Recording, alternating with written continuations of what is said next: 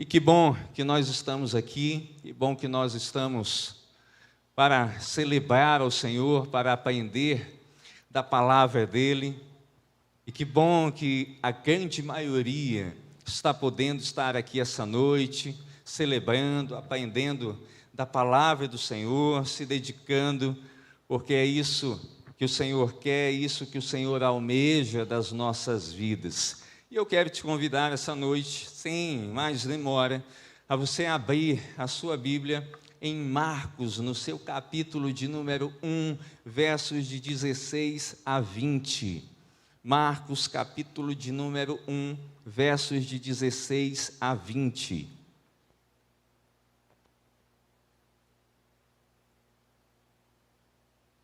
Segundo livro do Novo Testamento. Se porventura você está ao lado de alguém que não tem a Bíblia no celular ou não tem a Bíblia impressa, seja gentil, seja aí hospitaleiro, hospitaleira e compartilha o texto bíblico com essa pessoa. Marcos, capítulo de número 1, versos de 16 a 20, diz assim a palavra do Senhor. Enquanto andava à beira do mar da Galileia, Jesus viu Simão e seu irmão André. Jogavam redes ao mar, pois viviam da pesca. Jesus lhes disse: venham, sigam-me e eu farei de vocês pescadores de gente. No mesmo instante deixaram suas redes e o seguiram. Pouco mais adiante, Jesus viu Tiago e João, filhos de Zebedeu, consertando redes num barco. Chamou-os de imediato e eles também o seguiram, deixando seu pai Zebedeu no barco com os empregados. Curva a tua cabeça mais uma vez, vamos orar. Pai, nós rogamos a tua direção, rogamos que o teu Santo Espírito dê a cada um de nós o entendimento da tua palavra, e mais uma vez eu me coloco com um simples instrumento nas tuas mãos, rogando a tua bênção, rogando a tua capacitação, e crendo que é noite de transformação, de reconciliação e de entrega ao Senhor. É assim que nós oramos, é assim que nós entregamos essa palavra no teu altar, em nome de Jesus. Amém e amém. Você já se perguntou o que é ser seguidor de Jesus? Você já se fez essa pergunta? Você já teve aquela crise existencial no teu coração de se perguntar: eu sou realmente alguém que serve a Jesus? Eu sou realmente alguém que segue as pegadas do Mestre? Eu sou alguém que faz o que Jesus faria? Eu sou realmente um discípulo de Cristo? E quando nós vamos às páginas do Novo Testamento, nós vamos identificar algumas coisas sobre essas palavras, cristão, discípulo. E muitos vão se assustar ao descobrir, de modo bem claro, que no Novo Testamento, essas palavras, principalmente a palavra cristão, ela só aparece apenas 3 vezes. Você sabia disso? Ela só aparece apenas 3 vezes em todo o Novo Testamento. Isso certamente causa um espanto a você. A citação mais significativa ocorre em Lucas, aliás, em Atos, capítulo de número 11, verso de número 26, onde Lucas, aí sim, escreve e diz: quando o encontrou, levou-o para Antioquia. Ali permaneceram com a igreja 1 ano inteiro, ensinando a muitas pessoas. Foi em Antioquia que os discípulos foram chamados de cristãos pela primeira vez, aí em Atos, capítulo de número 11, verso de número 26. As outras 2 ocorrências da palavra cristão evidenciam que seu uso estava cada vez mais comum. Assim, quando Paulo estava sendo julgado diante do rei Agripa, e o desafia diretamente, e Agripa clama, fala lá em Atos capítulo 26, verso 28, me acompanha nos textos bíblicos, onde Agripa o interrompe e coloca: você acredita que pode me convencer a tornar-me cristão em tão pouco tempo? Ele questiona Paulo. ele coloca isso para o apóstolo. Posteriormente, Pedro, cuja a primeira carta que ele escreve está num contexto de perseguição, ele faz um destaque, ele faz uma diferenciação entre aqueles que sofriam perseguição por causa do Evangelho e aqueles que eram considerados criminosos e pagavam pelos seus crimes, pelos seus erros. E aí você vai ver em 1 Pedro, capítulo de número 4, versos 15 e 16, a seguinte passagem: se sofrerem, porém, que não seja por matar, roubar, causar confusão ou intrometer-se em assuntos alheios, mas se sofrerem por ser cristãos, não se envergonhem, louvem a Deus por serem chamados por esse nome. Por isso, a palavra cristão, como a palavra discípulo, elas têm o mesmo significado, elas implicam a mesma coisa. E o que elas significam para cada um de nós? Significam que nós devemos ter um relacionamento com Jesus. E a palavra discípulo, ela talvez seja bem mais forte, pois ela implica uma relação de aluno e professor.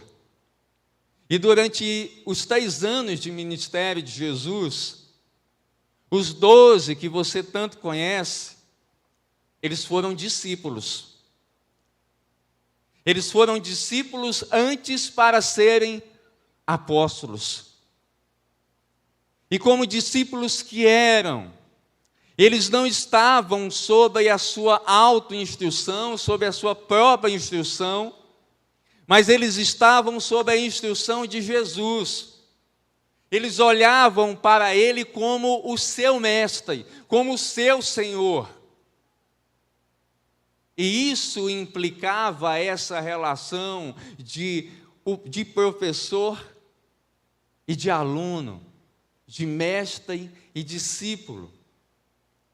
E nós devemos, a partir dessas questões, pensar, refletir e avaliar a nossa condição, enquanto pessoas que olham para si e se percebem e dizem: eu sou cristão, eu sou discípulo de Jesus.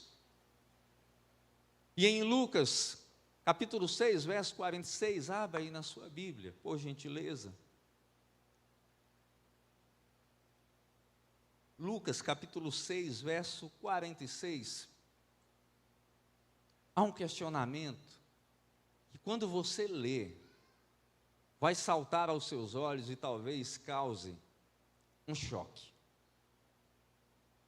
Nesse verso, Jesus diz assim: por que vocês me chamam Senhor, Senhor, se não fazem o que eu digo? Vou repetir para você. Por que vocês me chamam Senhor, Senhor, se não fazem o que eu digo? E sabe o que veio à minha mente, ao meu coração, quando eu li esse texto? Foi a seguinte pergunta: até que ponto eu, Ramon, estou comprometido com Jesus? Até que ponto a minha vida está alinhada com Ele verdadeiramente? Até que ponto a minha vida está alinhada com o Evangelho, com a missão que Ele me deu? E esses questionamentos nós deveríamos fazer a nós mesmos todos os dias, todo momento, toda hora. E esse relato, esse texto, ele nos coloca de modo claro, como se nós fôssemos levados para dentro de um filme, e você se tornasse o personagem principal, o ator principal, humanamente falando. E nesse filme você vai ter um encontro com alguém muito especial. E esse texto destaca esse encontro. Jesus andava à beira do mar, e ele encontra 2 pessoas, Simão e André. E essas duas pessoas, elas não estavam ali contemplando a praia. Por mais que você, nesse momento, eu falando de praia, você pense em Parnaíba, Luiz Correia, Jericoacoara, Praia do Futuro. Não, não. Eles estavam trabalhando. Eles não estavam dando um mergulho. Eles não estavam ali de brincadeira, eles estavam em serviço, eles estavam ocupados. E esse encontro, nós podemos destacar que foi um encontro inesperado. Um encontro, como eu falei, especial. Seria um encontro único. Um encontro que mudaria completamente a vida deles. E para muitos, quando leem esse texto, começam a achar que foi a primeira vez que eles se encontraram. Não. Jesus já os conhecia. Portanto, esse encontro que Jesus está gerando, está fazendo, ele é intencional. Entre a tentação de Jesus e seu início de ministério, passou-se um ano. E esse relato que ocorre em João, diz que ele esteve na região da Galileia, que ele esteve também em Jerusalém, e durante esse período ele conheceu Pedro e conheceu André. E você pode checar isso posteriormente na sua Bíblia, em João capítulo 1, dos versos de 35 a 42. Eles já tinham um contato, eles já tinham se visto. E o encontro de Cristo se dá em meio a uma ocupação, em meio ao emprego deles. E o emprego deles era uma profissão rentável à época. Não era um emprego qualquer. Eles tinham funcionários. E em meio a uma situação de negócio, está lá Jesus, ele aparece. Talvez para atrapalhar ali na cabeça humana uma venda. Talvez para atrapalhar ali uma situação ali que eles estivessem num ponto de não poder abandonar o serviço. Mas Jesus quer destacar aqui duas coisas. Em primeiro lugar, ele faz um convite e em segundo lugar, ele faz uma promessa. O convite se baseava em seguir a ele, em se dedicar integralmente ao ministério dele, a caminhar com ele, a segui-lo por todos os lugares. Mas isso implicava uma coisa muito séria. Tinha um peso. Iria ter uma ação que iria mudar a vida deles. Implicava em eles abandonarem as suas profissões, em eles mudarem radicalmente as suas vidas. A promessa era que eles seriam agora não mais pescadores daquele lago, o lago de Genezaré, mas que eles seriam pescadores de homens. E aí você se pergunta hoje, 2022, 9 de janeiro, que promessa doida. Pescar homens, como é que eu vou pegar uma rede, vou jogar numa pessoa? Vem cá, vou arrastar a pessoa. Não é isso que Jesus está falando. Se nós olharmos lá atrás, no Antigo Testamento, os profetas usavam a pescaria para indicar o juízo de Deus. Lá em Jeremias capítulo 16, os versos 14 a 16 fala isso. Em Amós capítulo 4, verso 2 também se destaca. E sabe o que é que os profetas queriam dizer com isso? Parafraseando, é como se eles dissessem: vocês não podem fugir de Deus. Eu vou mandar pescadores que vão pescar vocês e trazer vocês para debaixo do meu juízo, para debaixo do julgamento do Senhor. Só que esse contexto a qual eles estão inseridos é uma situação bastante diferente. O chamado era para que eles anunciassem o reino, para que eles entendessem que Jesus veio para salvar, como também para julgar. Jesus veio tanto para salvar como para julgar. E João Batista já anunciava e dizia que ele iria salvar, mas ele também usa uma expressão que ele iria batizar com fogo. Mas você sabe o que é batizar com fogo? Você já parou para pensar sobre isso? Biblicamente falando, esse batizar com fogo, ou seja, ele vai queimar aqueles que são inimigos do Evangelho como quem ele queima a palha. O julgamento final, o fogo, é para separar, é para exterminar, eliminar aqueles que rejeitaram o Evangelho, rejeitaram a sua mensagem, disseram não a Jesus. E o reino dele estava iniciado. O reino dele tinha começado. A história estava se desenhando. E Jesus está dizendo, eu quero chamar vocês para essa história. Para participarem de um reino, onde vocês vão usar agora outros tipos de rede, para pescar pessoas e livrá-las, através da ação do Espírito Santo, da condenação eterna. Só que isso implicava em primeiro lugar, em eles olharem para si e tomarem uma decisão de dizer, nós queremos a salvação.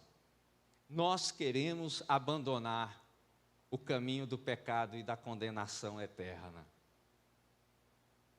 Isso implica numa decisão, isso implica numa ação clara do Senhor, numa ação onde há uma tomada de decisão. Será que nós estamos realmente prontos para isso? Que tipo de resposta eles deram aqui ao Senhor? Jesus fez o convite. O encontro aconteceu. E a resposta deles causa espanto até hoje e a cada um de nós, assusta. Porque eles simplesmente abandonaram as redes. Simplesmente eles deixaram tudo que eles tinham construído. Isso implicava que eles nunca mais voltariam para o seu emprego. Eles passariam a caminhar agora com Cristo. E essa resposta fez com que eu me perguntasse, que resposta eu daria para Jesus? Que resposta você daria para Jesus? Será que nós iríamos conseguir abandonar uma vida estável para tal desafio? Porque nós vivemos em um mundo onde algumas coisas são consideradas valiosas. Dinheiro, fama, ser bem visto e ficar em evidência são os alvos e projetos pessoais das pessoas. Você vai conversar com um, com o outro. Eu quero ganhar muito dinheiro para que eu possa ter uma vida estável. O outro quer ser famoso nas redes sociais, quer ser famoso na sua profissão. O outro quer estar em evidência, quer chamar a atenção a todo momento. Você já viu pessoa assim? Ela não consegue ficar quieta, ela tem que chamar a atenção fazendo alguma coisa. E quando você entra no Instagram, vai no Facebook, você vê pessoas que fazem de tudo para chamar a atenção, para tentar demonstrar, ei, estou aqui.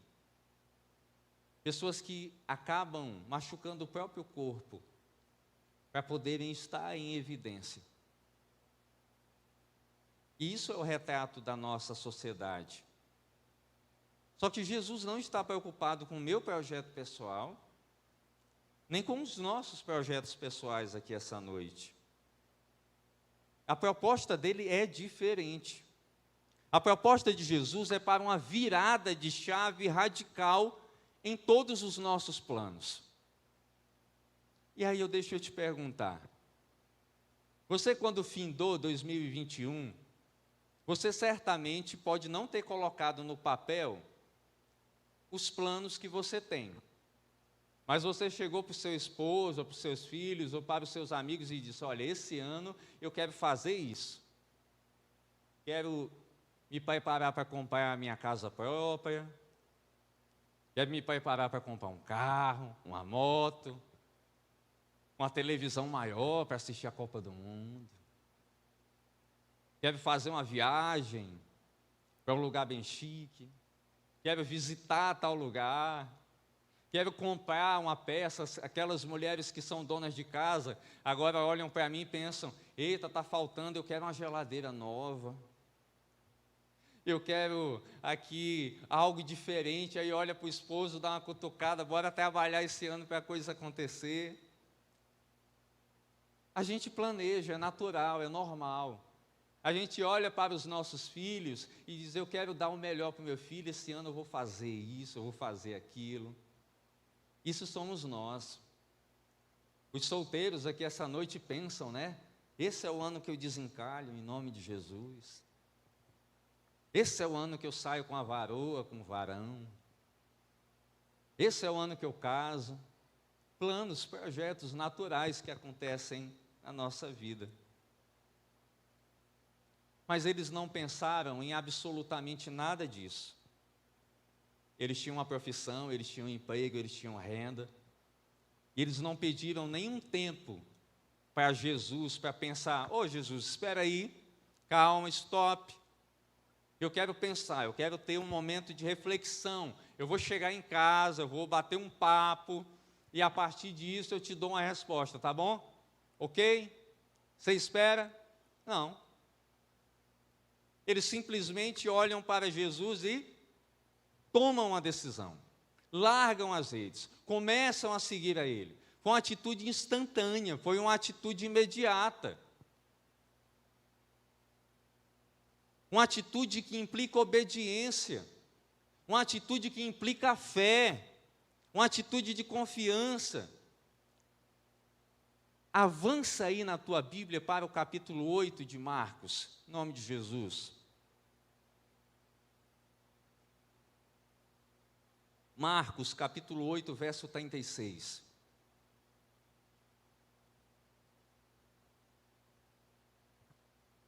Esse texto, ele vai como uma paulada, como uma pedrada nos nossos planos. E diz assim: que vantagem há em ganhar o mundo inteiro, mas perder a vida? Que vantagem há em ganhar o mundo inteiro, mas perder a vida? Eles poderiam continuar com a sua profissão, poderiam continuar com seus planos, poderiam dizer: não, a gente não quer. E quantas vezes Deus não está nos chamando, não está nos convidando, e nós estamos colocando sob análise, a palavra é dele, estamos colocando sob análise as ordens dele. E Cristo chama a gente para um compromisso com o seu reino, e não com o meu reino. Não é o reino do Ramon que Jesus chama para edificar, é o reino dele. Mateus capítulo 16, verso 24, abra aí na sua Bíblia. Mateus capítulo 16, verso 24.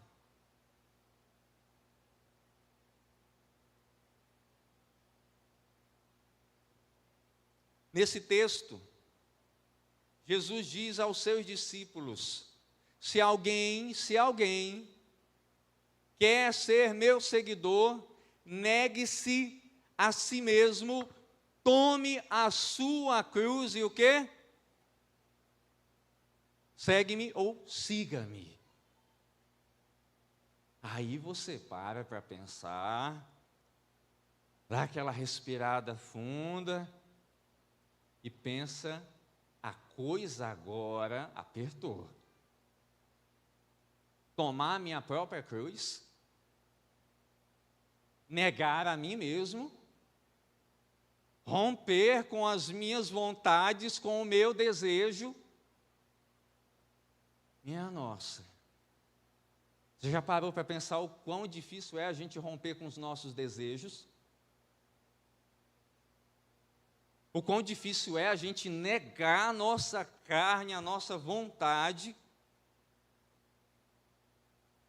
É complicado. E Jesus pega e nos sacode e diz: é necessário para cumprir tais coisas. Abandonar o mundo, seguir a Jesus, exige um compromisso que começa pela palavra obediência. Um compromisso que implica eu olhar para Jesus não como o gênio da lâmpada, onde nos filmes a gente vira e diz: ei, faz aí o primeiro desejo, o segundo desejo, o terceiro desejo. Jesus não é o gênio da lâmpada, Jesus não é alguém que você pode chegar e dizer: oba, eba, cheguei no culto e agora eu vou fazer um pedido a Jesus, porque Ele vai me dar o que eu quero. Não, Jesus não é isso. Porque se Ele for esse tipo de coisa, Ele é um servo seu. E a Bíblia diz que Ele não é nosso servo. A Bíblia diz que Ele é o Senhor. Que Ele é o Verbo que se fez carne, Ele é o Filho de Deus. E quem deseja ser cristão e discípulo, precisa olhar para Jesus e dizer: sim, mestre, qual o caminho? Sim, mestre, qual a tua vontade? Se você deseja caminhar com Jesus, você tem que ser aluno, aluna. O compromisso que o discipulado coloca nas nossas vidas é uma relação intencional. E essa intencionalidade que Jesus gerou ao ir até eles é uma ação de obediência, de compromisso com o Pai, e que também é gerada em nós pelo Espírito Santo, para nós buscarmos pessoas, para nós moldarmos pessoas segundo a cultura do reino e não segundo a cultura do mundo. Mas esse moldar, essa intencionalidade começa em mim. Não começa no desejo do outro. Eu me moldo a Jesus, eu me moldo à cultura dele, para que eu possa ir até as pessoas e diga: o reino de Deus é isto. E nós precisamos mostrar a cada momento que nós estamos dando uma resposta para Deus, não diante das nossas palavras, mas diante das nossas atitudes. Diante daquilo que a gente faz, porque Jesus, Ele não disse: eu vou até Simão e André, e ele ficou calado. Você viu no texto Jesus dizer isso? Hoje eu estou indo atrás de Simão e André. Ele disse e foi. Se você tem desejo de comprar pão na padaria, a não ser que o delivery chegue até você, mas mesmo assim você tem que mandar uma mensagem, tem que pagar para chegar, você tem que ir. Se você deseja ter uma pessoa para conviver lado a lado, para constituir uma família, você não vai dizer: ei, o espelho e dizer: olha, eu gosto de você, menina. Eu gosto de você, menino. Você tem que ir até a pessoa e falar. Intencionalidade, atitude. E a gente quer dizer: Deus, vem, muda o que o Senhor sabe. Eu sou um homem que não lê a Bíblia, mas eu desejo, de modo ardoroso, ler a Bíblia. Aí a Bíblia está diante dele e a Bíblia está fechada. Senhor, tu sabe que eu sou o sacerdote do lar, eu quero fazer um culto doméstico, eu quero que a minha esposa cresça, e ele chega e ele está calado. Deus, eu quero ganhar pessoas, eu quero que pessoas venham, conheçam o Evangelho, eu quero que os meus amigos do trabalho, eu quero que todo mundo que esteja ao meu redor conheça a Ti. Mas você não abre a boca, você não ora, você não testemunha. Aí não há intencionalidade, não há atitude. não há radicalidade do Evangelho, não há mudança. E tem um fatozinho nesse texto que vocês não perceberam, e passou bem desapercebido. O fato é que Simão e André, Tiago, João,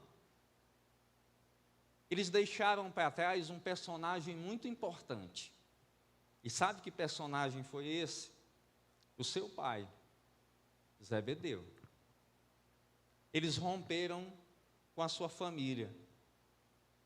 Eles deixaram a sua casa, porém não foi uma atitude irresponsável, porque eles tinham uma condição financeira muito boa e eles tinham empregados, mas mesmo assim foi algo muito radical. Eles abandonaram, eles deixaram de lado, eles fizeram algo que iria modificar a vida deles totalmente. E aí eu fiquei a pensar nisso nas nossas relações de amizade e de gostos pessoais. A gente muitas vezes não consegue abandonar determinados gostos que são errados. A gente não consegue cortar, podar determinadas, abre aspas e fecha aspas, amizades que não são amizades, influências que não são positivas, que são negativas. Quem dera abandonar a família em prol de uma missão, em prol de um reino. E aí, você vai caminhar de novo comigo, vai para Lucas agora, no capítulo 14, verso 26. Lucas 14, verso 26.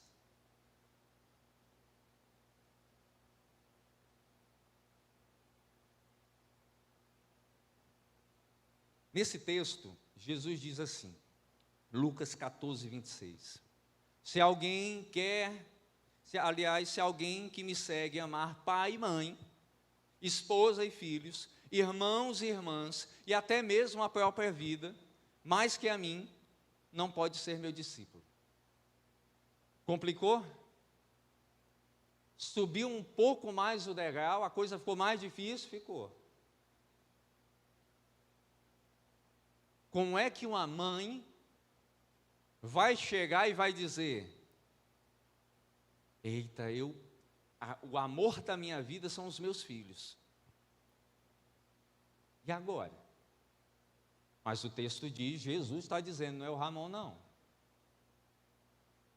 Se eu amar filhos, a minha esposa, mais do que o Senhor, eu não posso ser discípulo dele. E aí, eu vou brigar com quem? Comigo vocês não podem brigar. Briguem com Jesus. Perguntem aí para ele. Eu não brigaria. Você, marido, você, esposa, tem que entender uma coisa. Humanamente, nesta terra, o amor, a paixão, o eros, a amizade, o sacrifício, está sim para o seu cônjuge, está sim para os seus filhos, mas eles não estão no primeiro lugar da sua lista. É Jesus quem deve estar. O seu emprego pode ser muito importante, mas ele não pode estar em primeiro lugar na sua lista. E o exemplo claro que aqui é destacado desses discípulos é que há um rompimento radical com a família. E isso não é fácil. E quantos missionários e missionárias nesse momento não estão mundo afora, distantes dos seus pais, do conforto do seu lar, passando por perseguição, por privações. Nós, enquanto pastores, deixamos as nossas famílias longe, para poder cumprir uma missão, cumprir uma promessa de Deus nas nossas vidas, e uma promessa que seria estendida às pessoas. E como seria a sua reação se Deus chegasse para você com uma missão que envolvesse você abandonar os seus pais e cumprir uma tarefa como essa? Você conseguiria dizer sim para Jesus? Você conseguiria dizer sim para essa palavra? Porque seguir a Jesus não é seguir uma nova religião. O projeto de Jesus não é a mudança de placa de igreja. O projeto de Jesus não é seguir o pregador do momento. O projeto de Jesus não é para você ganhar dinheiro, ficar rico, ficar rica. Não é para você ser famoso, famosa. O convite de Jesus não continha absolutamente nada disso. Você viu Jesus dizendo alguma coisa para eles desse tipo? Ele apenas disse: venham e sigam-me. E se a gente pensar humanamente falando, eu só olho para esse convite, se eu olhar com um olhar humano, sem um olhar espiritual, eu só consigo ver incerteza e possibilidade de fracasso. Você humanamente iria sair numa viagem, ou ir para uma tarefa, ou ir para um emprego onde a pessoa diz: eu não te garanto salário, eu não te garanto aqui um ticket, eu não te garanto nada, só me segue. Certamente você não ia fazer isso, porque os boletos chegam na sua casa, não param de chegar. Mas nós estamos falando aqui, não é do empresário, não é do dono da mercearia, não é de mim, não é de você, a gente está falando de Jesus, o Filho de Deus. Mateus 19, 26, abre na sua Bíblia. Mateus capítulo 19, verso 26.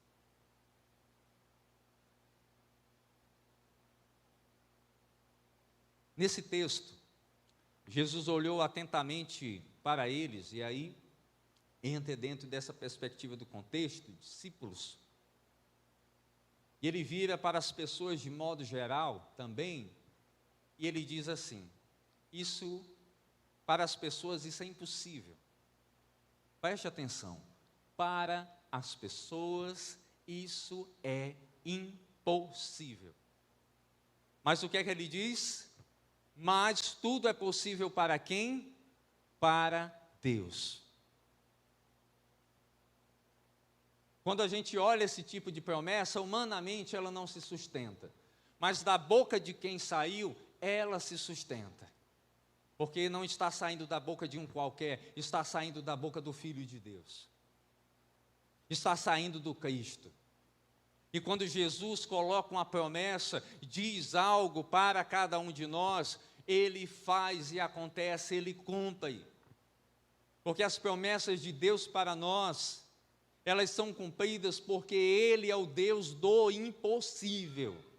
É por isso que quando nós estamos com um parente numa situação de risco, com a saúde debilitada, num leito de UTI, o que é que nós fazemos?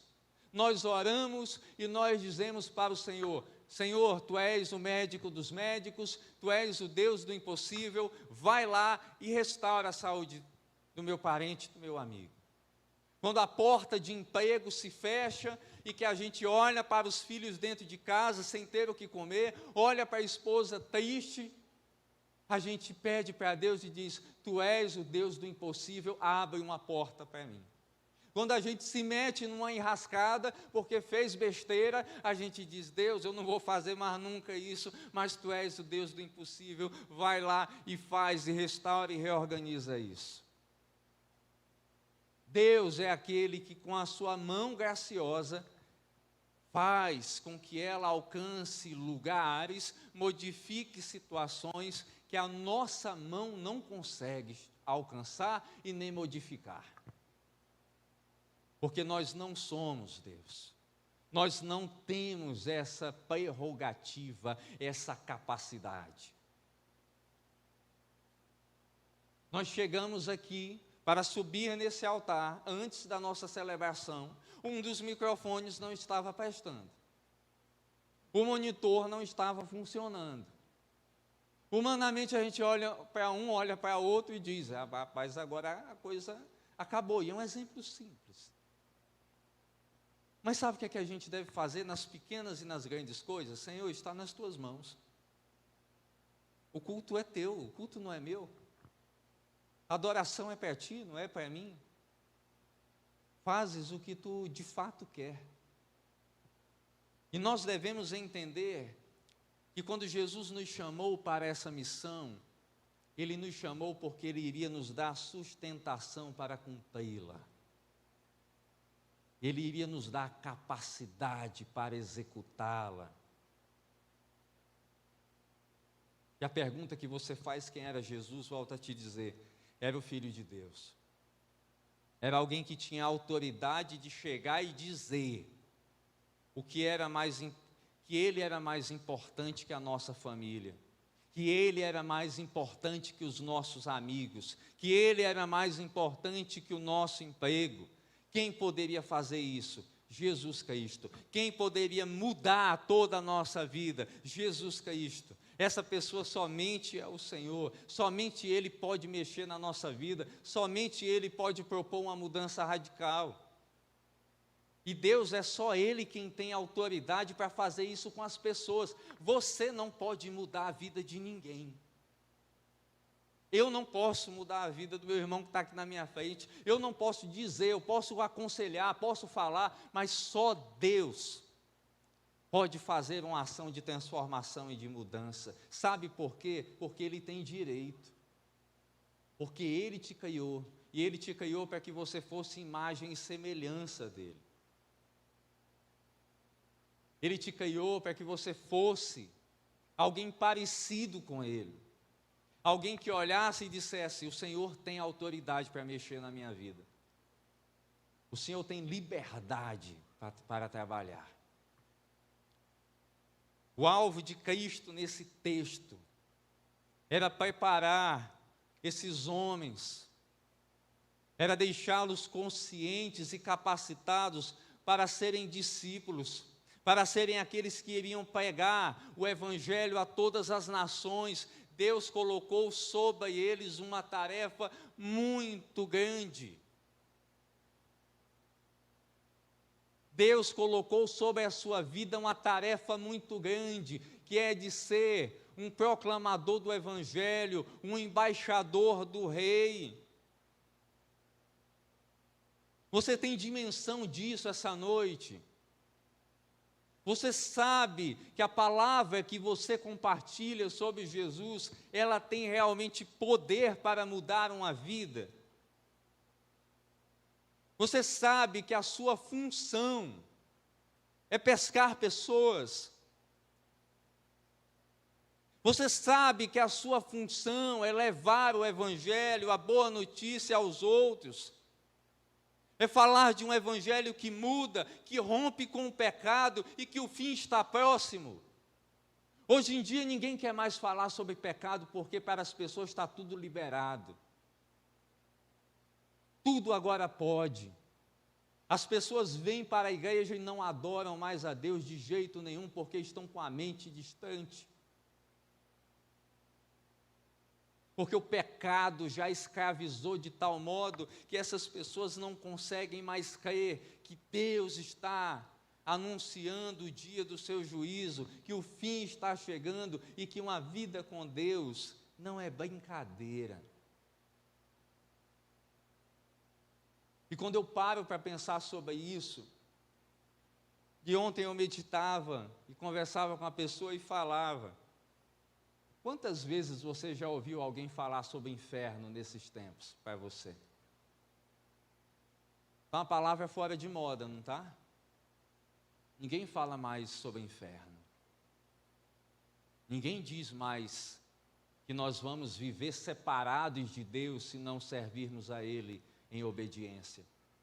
Sabe por quê? Porque a gente está muito confortável em vir à igreja domingo à noite, sentar na poltrona, esperar o espetáculo acontecer, bater palmas, postar uma fotinha no feed, no story e voltar para casa e dizer Deus é bom.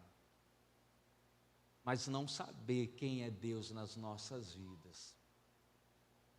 E eu dizia, o inferno não é aquilo que as pessoas plantaram, colocaram na nossa cabeça dizendo, olha, lá no inferno tem o diabo está todo vermelhinho, ele tem 2 chifres, tem um rabo e tem um tridente. Ele fica lá pulando, ei, vou espetar.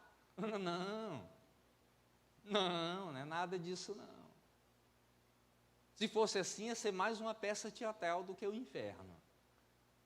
Agora imagina Vou pegar a minha experiência do Covid. Eu fiquei 21 dias isolado num quarto. Foi uma das piores sensações que eu tive na minha vida. Eu não podia estar próximo da minha esposa, eu não podia estar próximo da minha filha, das minhas filhas. Eu não podia estar próximo dos amigos. Eu apenas tinha ainda o privilégio de ter o celular ali, fazendo as tarefas da igreja e tudo mais, mas cansado quase. Mas eu me lembrei da parábola do rico e do Lázaro. Distantes, eu vendo a bênção e a graça de Deus, mais isolado. O inferno nada mais é do que uma separação eterna e consciente de Deus. É você estar separado, isolado, vendo o céu, vendo a eternidade, mas sem Deus. Tendo a consciência de que você viveu uma vida toda de separação com o Senhor aqui nessa terra. E que você esperava que ia ganhar de presente, nos últimos minutos, a eternidade ao lado dele, e você está ali separado, sofrendo, isolado. Deus não criou o ser humano para viver isolado e nem em solidão. É por isso que Ele cria Adão e dá a Adão Eva. É por isso que Ele falou de família, e por isso que família é tudo de bom. Porque é ali onde nós vemos relacionamentos, tudo acontecendo. É por isso que tem o Pai, o Filho e o Espírito Santo, a Trindade atuando em unidade. E é por isso que quando eu refleti mais uma vez sobre isso, eu digo: Senhor, eu não quero viver uma eternidade sem o Senhor. Eu não quero viver uma eternidade sem estar ao teu lado. Eu não quero gastar a minha vida aqui nessa terra entregando tudo o que eu tenho de talentos e dons para a minha exaltação ou para o meu crescimento. Eu quero entregar para Ti. E eu não me preocupo com corrente escatológica. Tenho a minha inclinação. Você pode ser pós-tribulacionista, pré-tribulacionista, pós-milenista, amilenista, pode ser tudo deísta. Mas o que Deus de fato está querendo é te encontrar como alguém que viveu em santidade. Sabe por quê? Você não sabe o dia de amanhã. Você não sabe o que vai acontecer daqui a 30 minutos, daqui a 5 minutos, daqui a 1 minuto. E o seu fim pode ser esse. E Deus vai encontrar você. Deus vai chegar perto de você. Ele vai querer de você, de fato, uma resposta, encontrar uma vida santa. E somente Deus tem poder sobre o nosso coração. Porque quando Jesus chama alguém, é impossível essa pessoa resistir. É impossível alguém não perceber o Espírito Santo agindo e convencendo alguém dos caminhos equivocados, dos sonhos e planos que não são do Senhor. Você já percebeu Deus sacudindo você e dizendo: não vai por aqui não que está errado? Você já percebeu Deus te incomodando por alguma coisa que você estava fazendo de errado? Quantas vezes Deus não chegou, bateu na porta do meu coração e dizendo: está errado. O caminho está errado, não vai por aí, não vai por aí, eu quero mudar o teu coração, eu quero mudar a tua vida. E a gente tende a resistir. Mas quando Deus tem um plano para a nossa vida, não há nada, não há ninguém que impeça. Porque os planos dele são infinitamente maiores do que os nossos. E talvez você chegou aqui essa noite, já tocado, incomodado pelo Espírito Santo, que disse: não fique em casa, vá adorar. Não fique em casa, chorando, sofrendo, vá adorar. Não deixe de se alimentar. Busca orientação espiritual para a tua vida, para a tua família.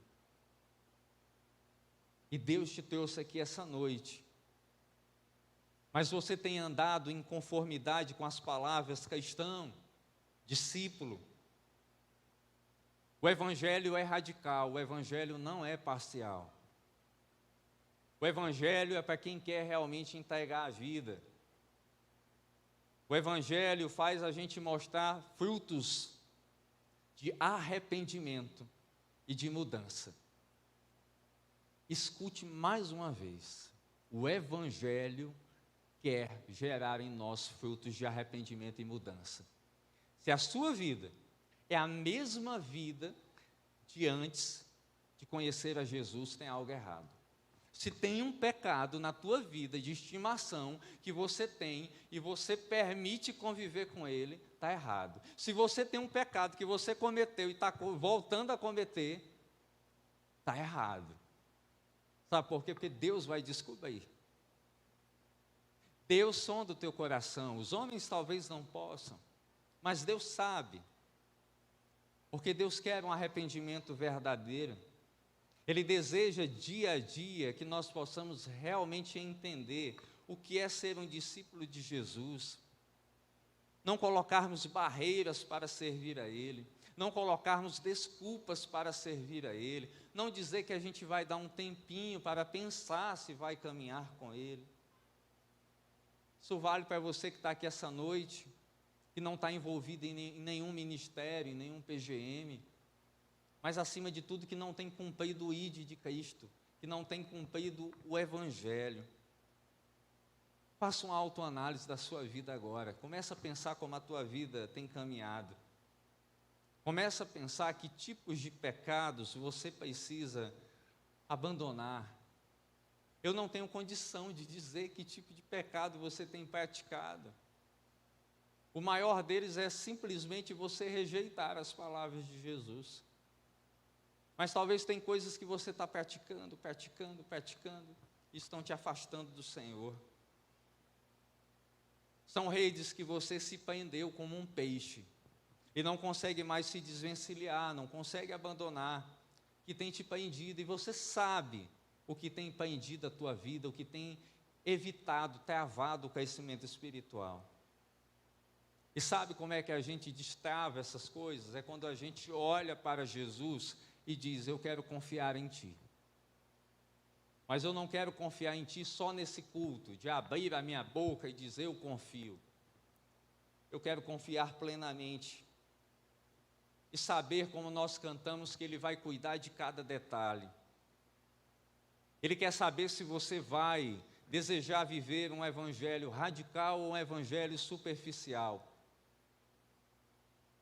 E o evangelho superficial resulta em vir a cultos, cantar, ouvir a palavra, dar o dízimo e ter a vida da mesma forma que ela ainda se encontra, sem mudança.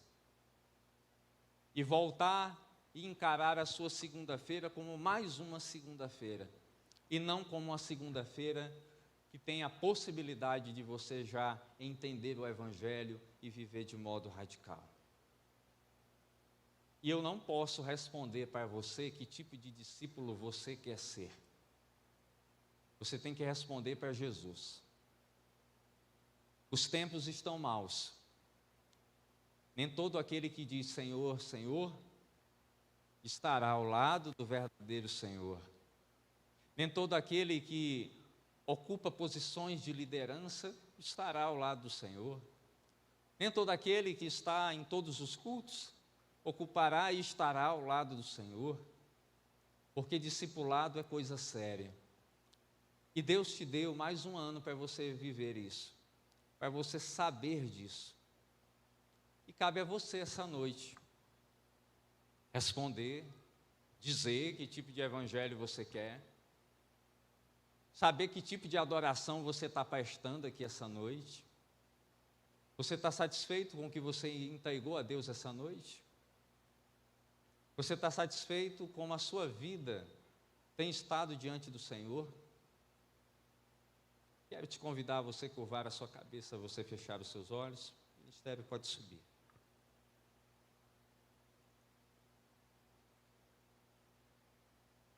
Somente o Senhor sabe Que tipo de vida você tem levado? Somente o Senhor sabe, sonda e conhece quem você é. No íntimo. E nós cantamos essa noite lugar secreto. E Deus visita o secreto da nossa vida. E Ele deseja que o nosso secreto seja uma fonte a jorrar de adoração. Ele deseja que o secreto seja isso. Pai de amor, o Senhor tem sondado os nossos corações, o Senhor tem trabalhado em nós. E nós queremos confiar em Ti, nós queremos ser reconhecidos como discípulos, como cristãos verdadeiros. Nós queremos andar sobre as águas confiando em Ti. Nós queremos passar pelas tempestades confiando que o Senhor está cuidando de tudo. Porque nós sabemos que Tu és um Deus de milagres e um Deus de transformação. Que o evangelho superficial que nós estamos vivendo possa ser deixado de lado. Que nós possamos romper com o pecado e viver a Tua graça. Não nos permite nos conformarmos com esse tipo de vida que muitas vezes nós levamos. E quando o Senhor bater na porta do nosso coração, a resposta seja imediata e seja sim, Senhor. Eu quero viver para Ti, dando o meu melhor. Eu quero ser aquilo que o Senhor deseja que eu seja. Eu não quero mais ser aquele homem, aquela mulher que pensava, que colocava empecilhos para seguir a Ti. Eu quero me dedicar de corpo e alma. Eu quero ver a minha família no Teu altar. Eu quero ver os meus pais no Teu altar. Eu quero ver os meus amigos, as minhas amigas. Eu quero viver a eternidade contigo. Não nos deixa, Senhor, estarmos distantes. Não nos deixa ter o coração endurecido. Não deixa de ouvir a nossa voz. Atende o nosso clamor. E nos dá a possibilidade de caminharmos lado a lado contigo. Eu não sei quantas pessoas aqui essa noite vieram passando por lutas difíceis, por guerras espirituais que só você sabe. Mas eu quero te dizer que o Deus em quem nós cremos, o Deus em que você pode crer, é o Deus do impossível, é o Deus dos milagres. E é o Deus que deseja que você seja um discípulo leal, obediente, verdadeiro. Se alguém aqui essa noite nos visita e ainda não tem um compromisso com Jesus, ainda não disse sim ao Evangelho, ainda não disse sim a uma mudança de vida, você essa noite pode entregar a sua vida ao Senhor e dizer: eu hoje entrego a minha vida a Jesus para que Ele a transforme poderosamente. Alguém essa noite que nos visita que não é cristão evangélico ainda, mas deseja entregar a sua vida ao Senhor, erga uma das suas mãos para que eu possa ver. Glória a Deus. Alguém essa noite, alguém mais que deseja entregar a sua vida a Jesus para caminhar de modo poderoso e radical com Ele, erga uma das suas mãos para que eu possa ver. Há alguém que tem andado afastado do Senhor, que não tem mais vivenciado a graça, o amor do Evangelho, mas que deseja se reconciliar, deseja voltar ao primeiro amor. Erga uma das suas mãos para que eu possa ver essa noite. Diga: Senhor, eu quero voltar ao Teu altar. Senhor, eu quero voltar a viver debaixo da Tua dependência. Eu queria convidar você, o nosso querido André da recepção, você que levantou a sua mão, quero orar pela sua vida. Venha aqui até o altar em nome de Jesus.